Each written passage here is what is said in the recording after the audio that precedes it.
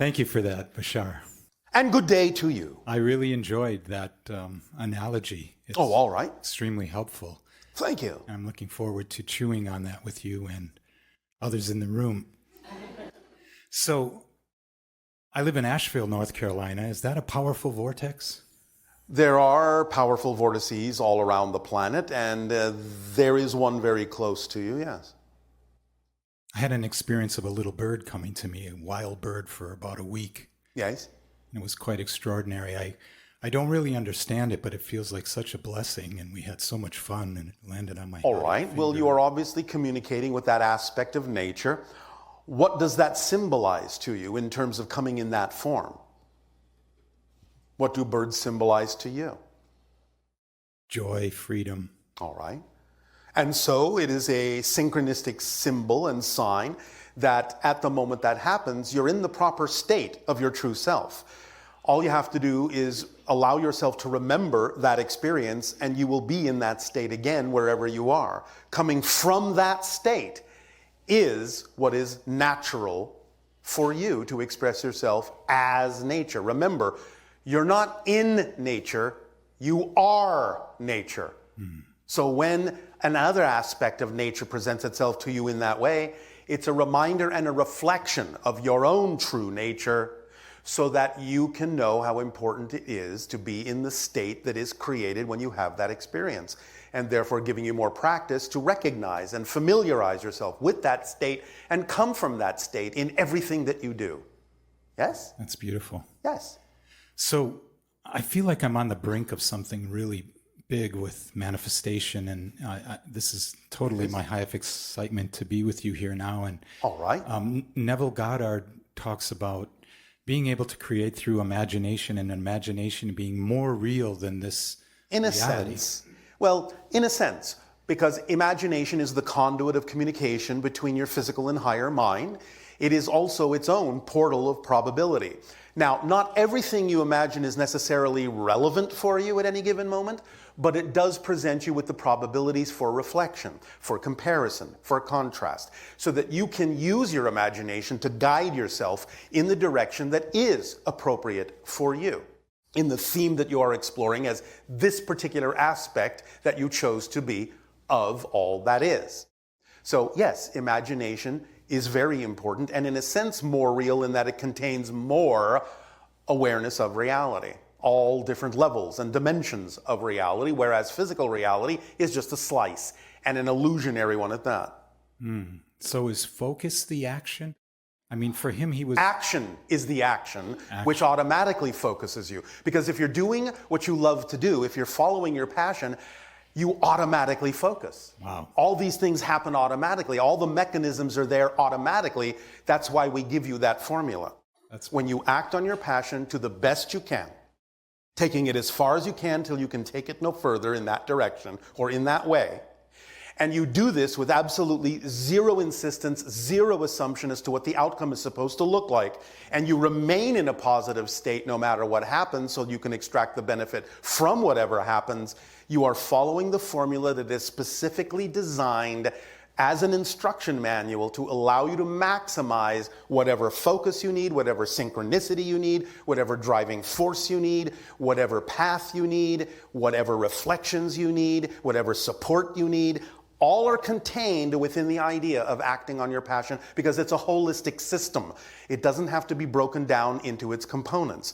It comes whole, it brings all the tools with it, and focus is one of them automatically, because if you're acting on your passion, you would simply rather be doing nothing else. I see. Therefore, the focus is built in. I truly love that. Thank you for that. And one last thing, I got married to the love of my life yesterday. I attracted her. It's been an amazing experience. And she has parents, thank you very much. She has parents that are, her mother practices Hinduism, her father too, and they have these cadre of deities, Krishna and... Yes. Were they ETs? Well, some of them are representative of ancient extraterrestrial beings, but some of them are simply archetypal representations of portions of the collective consciousness of your entire planet. Do you understand what we're saying? Could you clarify a little bit more? You understand that there is such a thing as a collective consciousness of your world, yes? I do. Mm-hmm. And it can be, in some sense, broken down into certain groupings that have certain characteristics, certain energies, certain frequencies that can represent different groups upon your planet in terms of their belief systems, their perspectives, their themes of exploration. You usually call these archetypal constructs of consciousness. Now, they are autonomous and self-aware in and of themselves and can manifest in certain ways at certain times for certain purposes and reasons. But the idea is that sometimes ancient extraterrestrials might have represented some of these energies that are ensconced in your archetypal field of consciousness, and so there was an equation made between them. So sometimes they are representative of ancient extraterrestrials, and sometimes they are just representative of the archetypal level of the collective consciousness of your people. Does that make more sense? It does. Well, there's specifics like Ganesh and, and Krishna being blue. And yes. And sometimes, again, this is a mix of things. I see. Some of the ancient Anunnaki did have slightly blue-tinged skin, as did some of the ancient Lemurians, who weren't that far removed from them genetically. So the idea is that sometimes certain aspects of these extraterrestrials might be blended in with other things in sort of a fuzzy memory of what that all represents energetically, experientially. And so you have kind of a mixed bag of things in your present day due to certain misunderstandings or misinterpretations or things that are necessary for someone to relate to with a certain belief system. They're not always literal. Sometimes they are representative to some degree, or there might be a nugget of truth or reality within them, but they still serve a purpose of representing a certain kind of frequency, a certain kind of energy that works with certain kinds of belief systems and themes of exploration. Beautiful. Does that help? Yes, it does. Thank you so much. Well, you're so welcome. Thank you. You're welcome.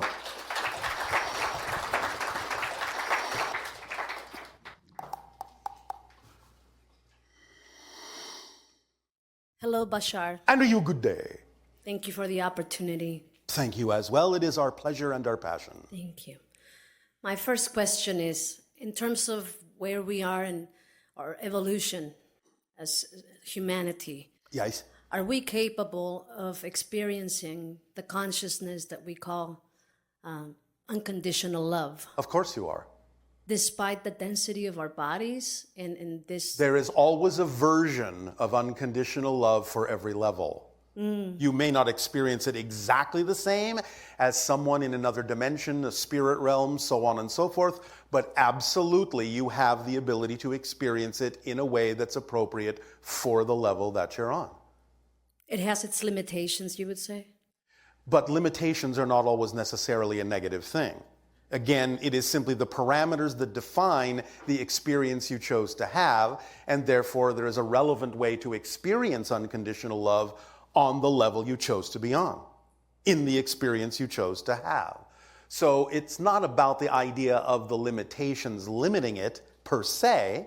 You will experience it perhaps differently on a different level, but it is not limited in the way you need to experience it as a physical being. I see. Does that help? It does help, thank you. Yes. I have another question regarding what brings me joy. One of the things that brings me the most joy is dance. Oh, all right. Are you and dancing I can dance, yes, I can dance up to 7 hours all right. at a time. Sounds exciting. Yes. It brings me so much joy that sometimes I find myself in a state of semi-conscious trance. Yes. And I cannot stop. Well, you can. It's just that you don't choose to. It is this feeling that something takes over. Well, it's your greater self.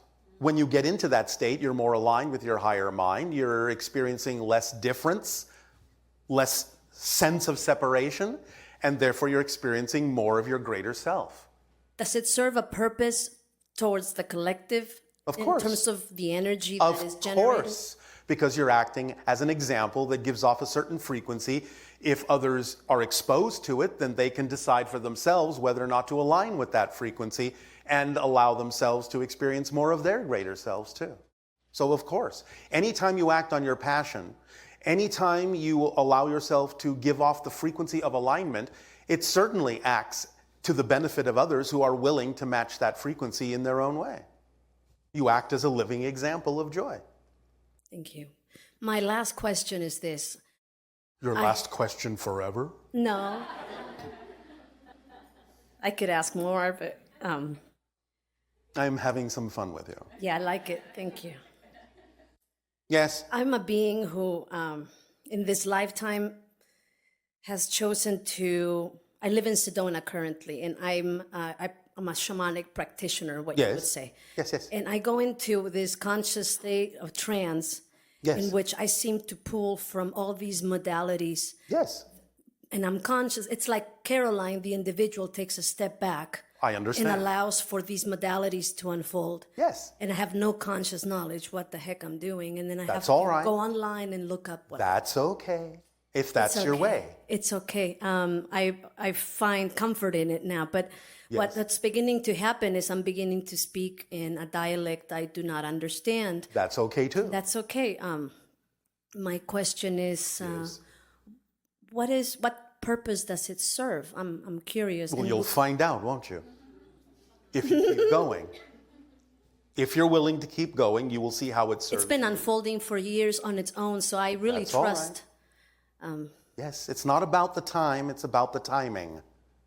So just keep moving forward, doing what excites you. You will see how it serves you and serves others in time.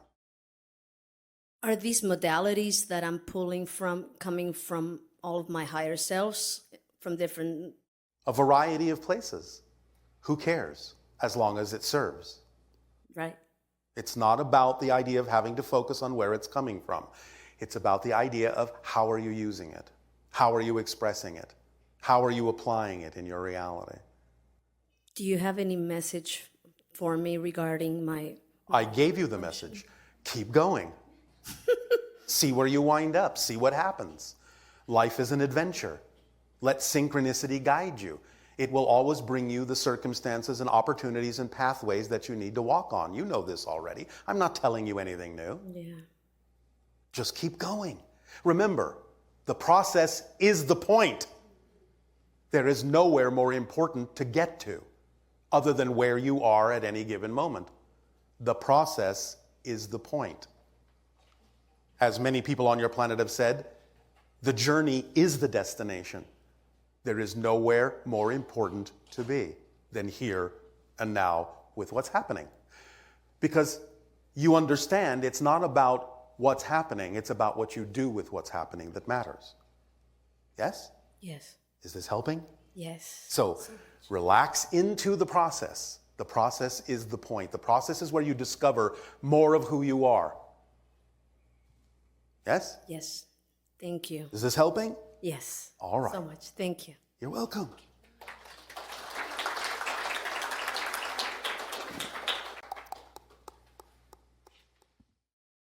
Hello, Bashar. And you good day.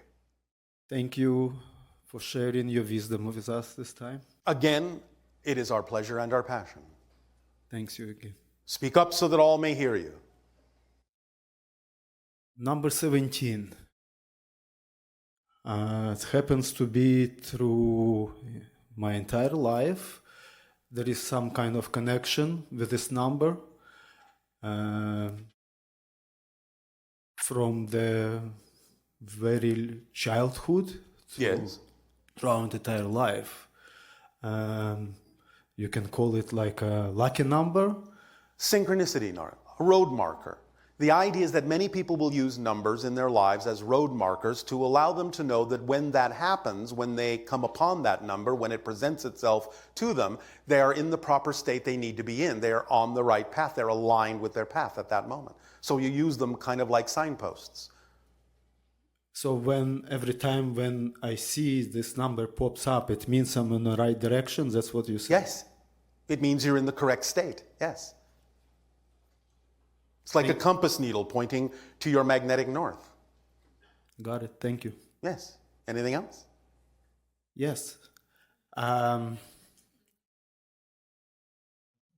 you want to elaborate or share the tool, how to distinguish the thought generated by your physical mind, your higher self, or some other source, outside source? Well, as I said, the idea of communication from the higher mind comes in the form of energy and frequency, and usually is interpreted in the body as the sensation you call passion, love, creativity, and excitement. That's how you know it's coming from the higher mind. That's its language. What you call physical thoughts, emotions, behaviors are all generated by the physical mind from what the physical mind believes is true. So you have to look to the belief system or the definition that you're buying into as true to understand why you have whatever feelings, thoughts, and behaviors and experiences you may be having. Those all come from the belief system within the physical mind. The higher mind will send an energy, but it's always going to get filtered through the belief system of the physical mind. So it's about allowing the belief system to become more in alignment, clearer, more positive, so that the communication from the higher mind can be received more clearly without so much filtering. And when you divest yourself of beliefs that have nothing to do with you, then you will exist more in a state of synchronicity in the now, in the moment, in joy, in creativity, in love, and you will be more aligned and receive and act more accordingly.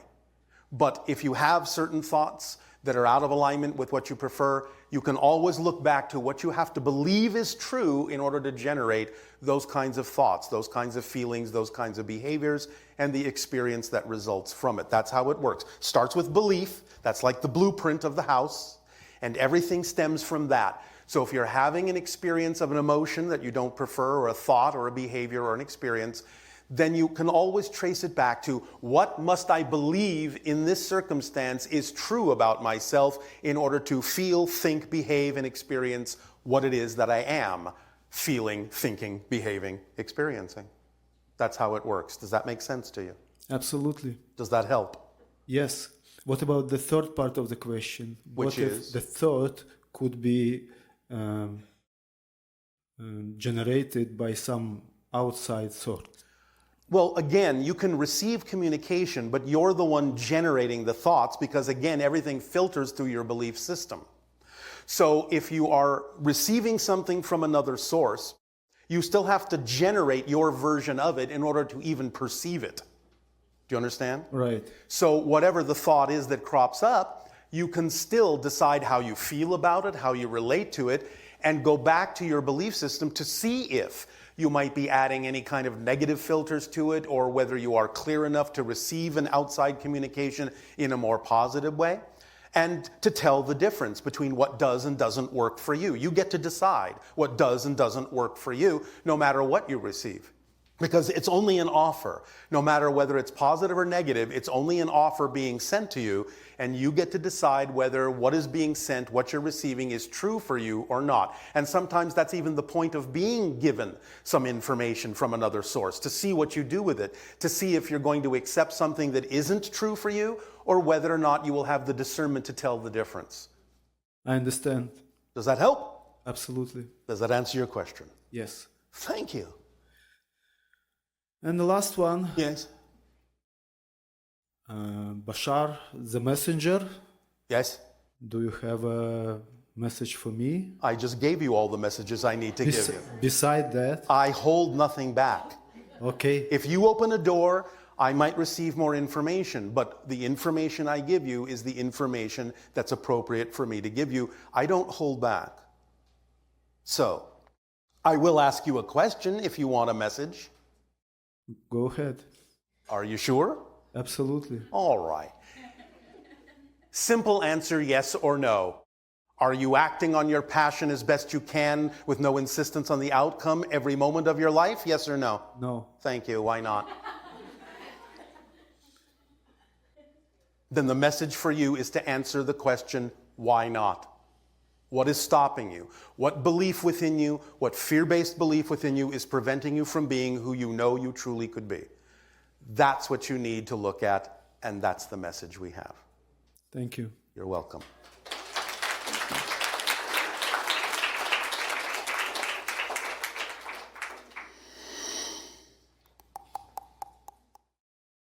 Hello, Bashar. And you, good day. Thank you so much for the opportunity. It is our pleasure and our passion once again. So back in January, I was in bed and I was drifting off to sleep. Yes. And I woke up and there was an extraterrestrial being right to my left. Yes. And I freaked out, obviously, but I became paralyzed. What? I freaked out. I got What do you mean, nervous. obviously? That's not so obvious. You don't have to be afraid. True, very true. I know, that's why I said it. And I became paralyzed. Yes. Except for my head, kind of. That will often happen when you are being transitioned from one dimension to another. Because it's like a freezing action that allows your frequency to be recorrelated to a new reality. So for a moment, you're not really in one or the other reality, and therefore you don't really know how to move.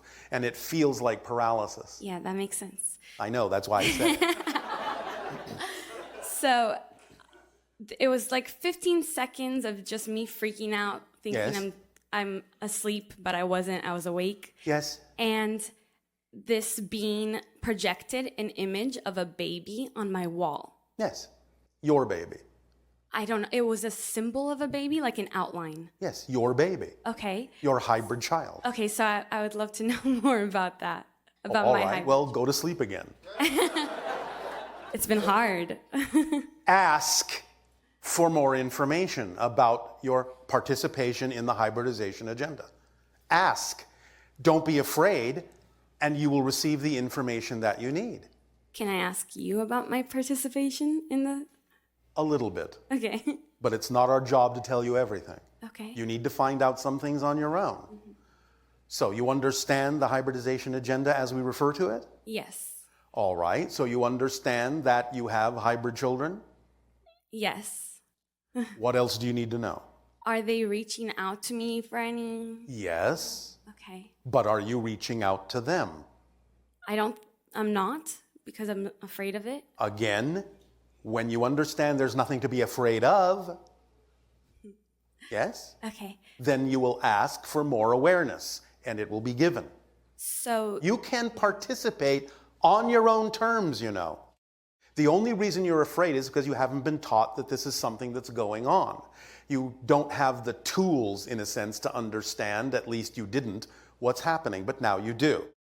So the idea is that you get to determine this on your own terms. You can say, all right, well, I would like to experience it this way. Mm-hmm. I would like to know what's happening. Please give me information. Please allow me to interact with my hybrid children in a way that allows me more conscious recognition of what's going on and the participation that I am having with them and what it is I'm teaching them and what it is they need to teach me, and help me remember the idea of why I chose to participate in this.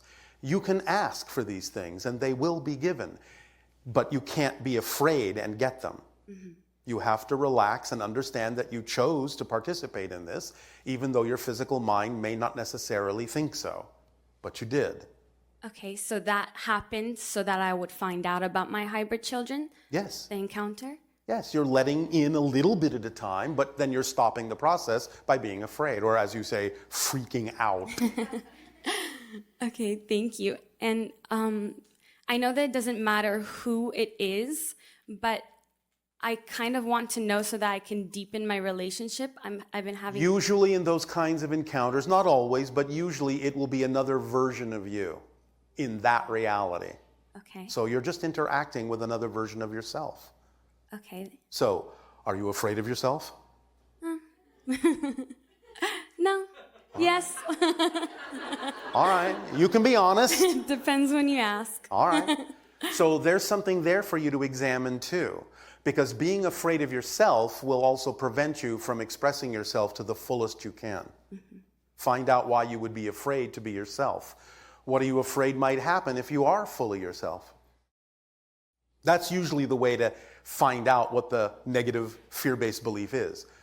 If I truly allowed myself to be who I know I can be, who I prefer to be, what am I afraid might happen, will usually give you the answer as to what the fear-based belief is that then you can work with and let go of.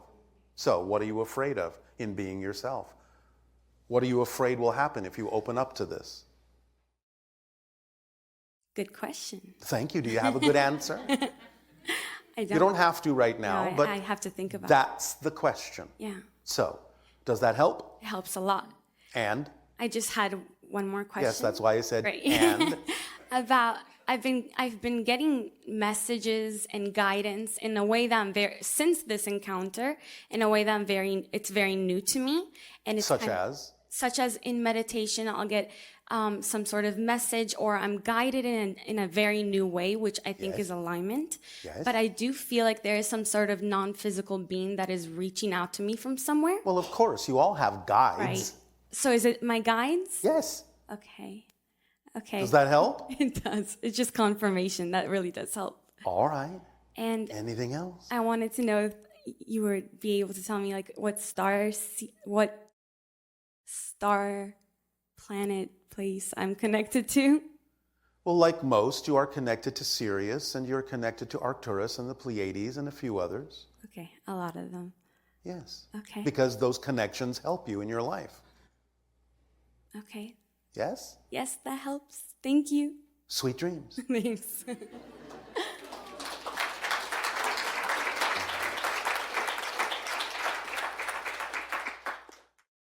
Hello, Bashar. And to you, good day. I would like to first start off and say thank you for the last 10 years of knowledge and wisdom according to transformation and shifting, all right, permission slips, and the higher self. Again, it is our pleasure to deliver the information, and we thank you for being willing to apply it in your life, which is what makes all the difference. I'd like to just start by saying if any one of you in your ship who has been knocking things out of my hand in the kitchen, could you please stop? That's not us. Okay. I am in position to lead a very large group of people now. I've had a couple of opportunities come my way due to my accomplishments in my industry that I work in. Which is what? Rideshare training and coaching. All right. Is that exciting to you? To the 100%. All right. Could you please give me some direction on how to handle resistance from those haters? Yes. Ignore them. Because you'll never change the mind of someone who doesn't want their mind to be changed. And the idea is they're not your audience anyway. And it's none of your business what they think of you. Mm-hmm. It really isn't. You do what you do. The people that require it will gravitate to you and will get some benefit from it. Those that choose not to get benefit, that's their business, not yours. Let it go. As for my next endeavor, I've always, since 17 years old, I felt I was going to be a youth speaker, and I'm in position to go ahead and start that career as well. All right, if that's exciting for you. 100%. All right, that's 200% now. I'm a 200% guy, sorry about that. All right. Could you please, I want to request if someone on your team can show up when I'm at the point of breaking through children who are going through very traumatic experiences at that moment. Our energy is always available to you. Whether we show up physically or not is not the point. So you can always access the vibrational frequency that you experience from us and use your own version to create the bubble reality that gives the children the best opportunity to match that frequency and make the shift on their own. It's not about us having to appear physically before you. That would actually be beside the point. In fact, sometimes can be contrary to it. There's a lot going on with regard to the idea of what constitutes the appropriate form of open contact with our species and others. Right now, it's all about you generating the appropriate atmosphere and vibrational frequency and bubble reality that gives your people the best opportunity to make shifts within themselves. But again, you can always access our vibration.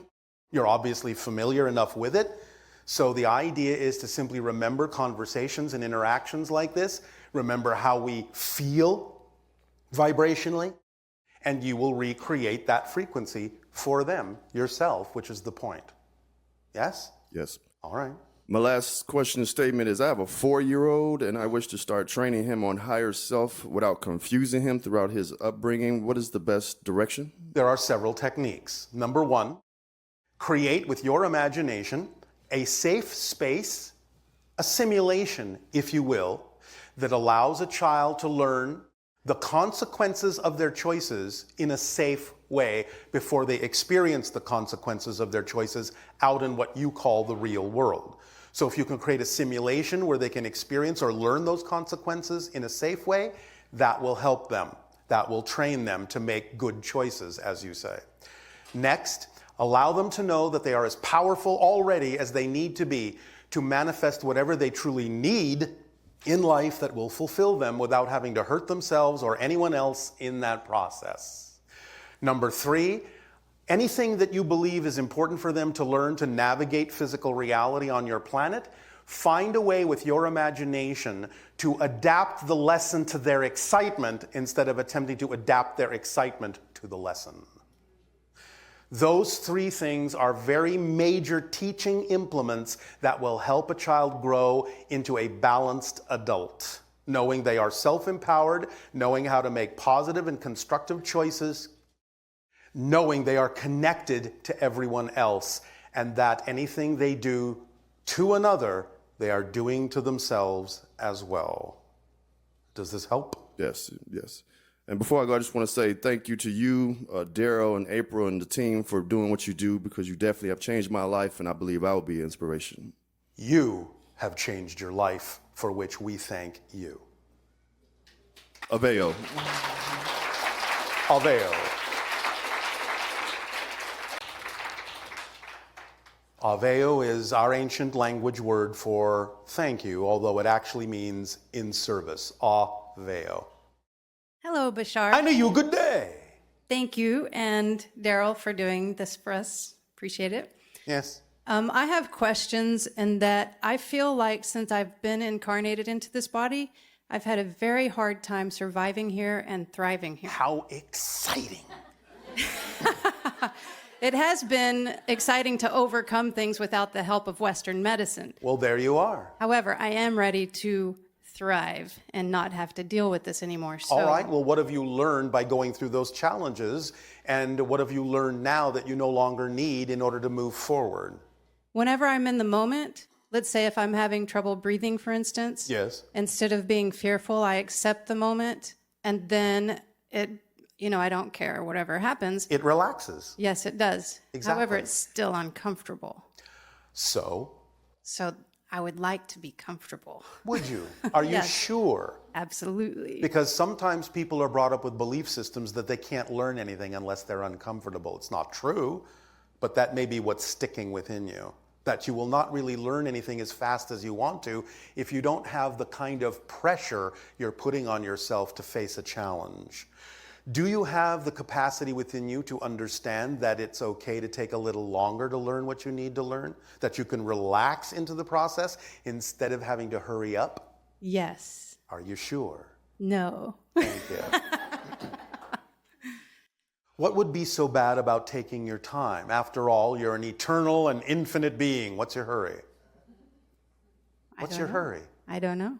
Sure you do. Sure you do. Sure you do. Okay, so the limited lifespan of the human being. So what? You're more than human. But I would like to be able to incorporate the understanding that I have more as an eternal being into the human form. And you are doing so, but again, does that have to happen on a particular timetable? No, it doesn't. Then relax. Okay. Let go. Trust timing. Don't be so focused on time. You will learn what you need to learn in this life, and whatever you don't learn in this life, you will learn somewhere else. What difference does it make? Okay. Yes? Yes. Can you let yourself relax in that way? Yes. Will that be more enjoyable for you? I don't know. Don't you? Well, if the discomfort goes away, then yes. So you're basing your state on outside conditions instead of determining the state you prefer no matter what. Oh, whenever I'm in the moment, I'm able to determine that I'm okay. And yes. when do you take yourself out of the moment, and why do you do that? When I get distracted and I don't know I'm doing it. And my friends have to say, hey, you're out of the moment again. So what you're I don't have saying the is, distortion. I have a habit and I can't help it. No, that's not what I'm saying. What are you saying? I'm saying that there is a click in my brain that sometimes happens that I don't realize that it's happening. So you're saying it's a habit. Yeah, but I'm not saying I can't do anything about it. I didn't say that. I'm just saying the very definition of a habit is something you do that you don't know you're doing. Yes. But you know you're doing it now. Sometimes I recognize it. Sometimes I don't. When you do recognize it, you know that it's something you do. Yes. Therefore, it's an opportunity for you to understand why you're choosing to have something happen that you don't know you're doing. How does it serve you to have that? Say that again, please. Oh, all right. You are choosing to have something happen that you are defining as out of your control. How does it serve you to have that? Because you don't choose to experience things that you don't believe serve you. Okay.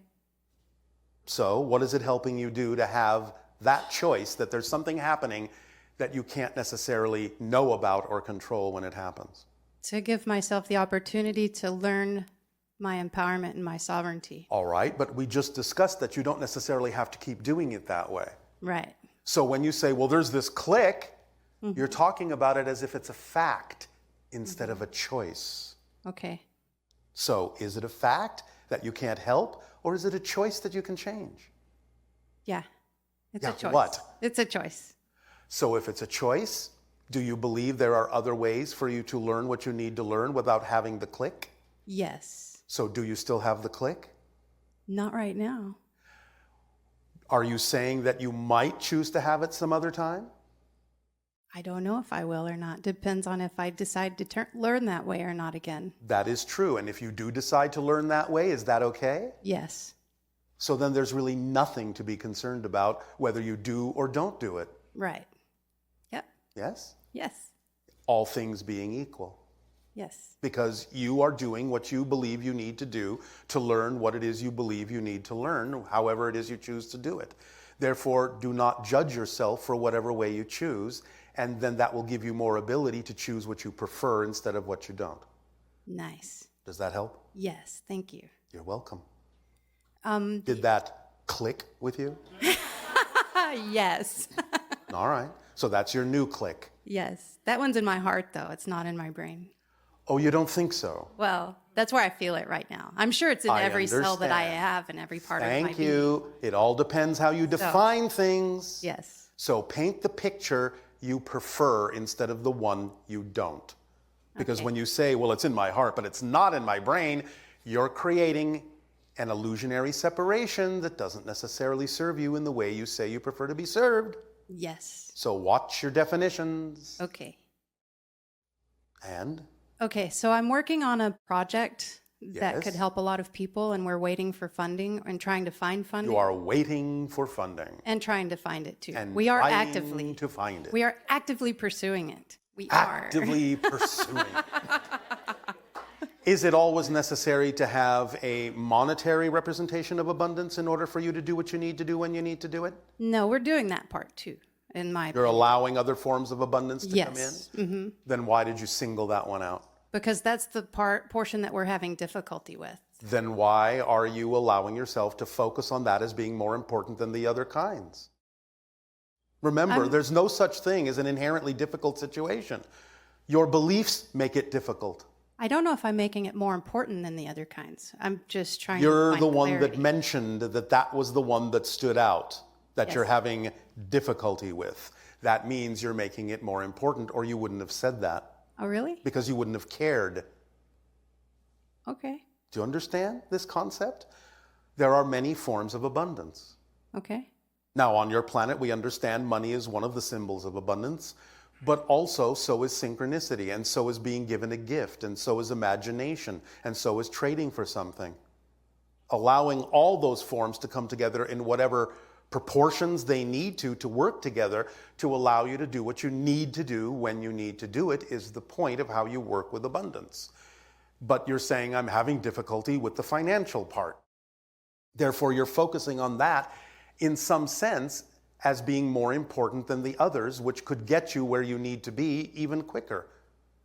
Okay. If you would open up your imagination and take action on things that might actually even seem crazy to some people, but wouldn't be crazy if you come from the proper state in which those forms of abundance can work their magic.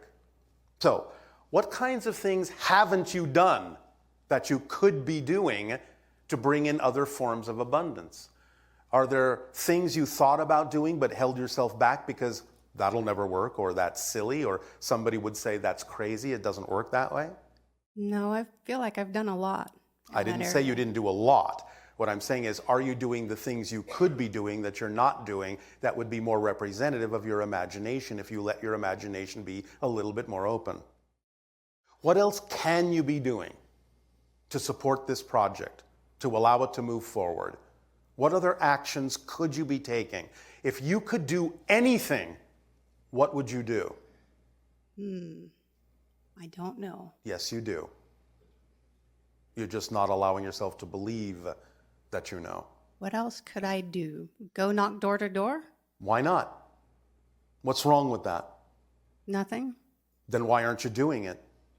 If someone is passionate about something, they stop at nothing to share and spread the word and see who is willing to respond. They come up with all sorts of ideas. They invent new ways to get the word out. If you're really passionate about it, if you're going about it in the most passionate way you could be, you would stop at almost nothing. So what aren't you doing that you could be doing? Door to door, that's one. What else? Yeah, no, I mean, I'm already working. What else could you be doing? All right, let's back up. What's the project? It is building a school. For and what? A community to help introduce technologies into the world and help educate What kind of people. technologies? Healing technologies. All right. And so, have you put out any kind of word or advertising that you're doing this? We have a group that we're working with that we have been reaching out to people for funding and the technology. How broadly? Not just for funding. You're missing the point. Have you been advertising that this is a dream you have?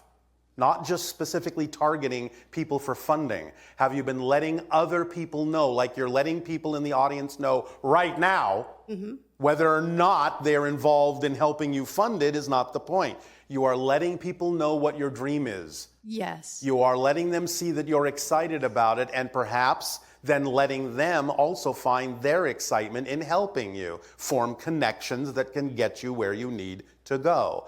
So what we're saying is, are you doing it as broadly as you could be doing it, not just targeting specific people because of what they can bring you financially? Yes, I'm doing it as broadly as I can.